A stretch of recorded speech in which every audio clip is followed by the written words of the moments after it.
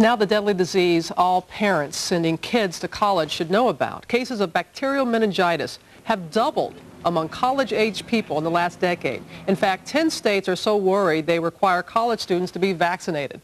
Joining us now are Denise Copp, who lost a son to the disease, and Renny from the Visiting Nurses Association of Southeast Michigan. I know you all have been working together on this, and thank you so much for joining us. Thank you. Denise, your son, Trevor, was 19 years old, a freshman At Georgia Tech. At Georgia Tech. And tell us what happened.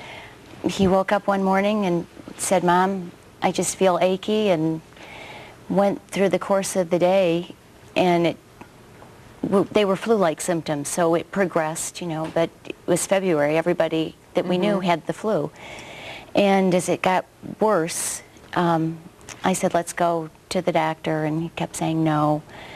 And he never showed any of the symptoms for bacterial meningitis. He didn't have a high fever. He didn't have a headache. There was nothing that would alarm me.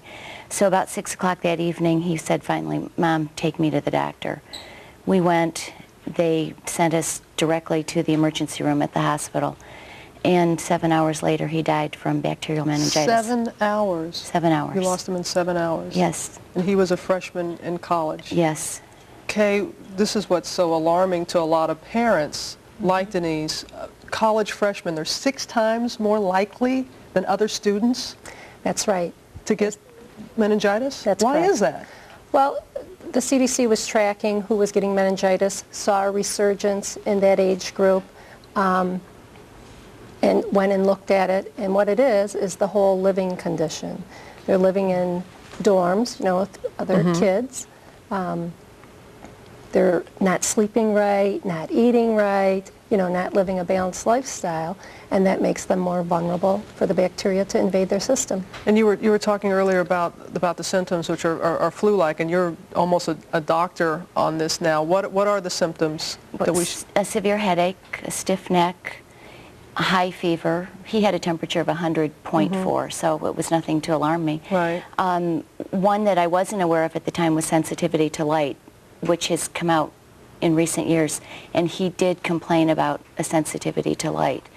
And I think also restlessness, and he was very restless throughout the course of this. So parents need to be more aware, and so do kids. And Kay, I think this is a terrific idea. I mean, when you're heading off to school, you got a lot of things on your mind, and and kids like to party, and you came up with a way of combining the two and having vaccination parties. That's right, not your typical party. But so what is that like?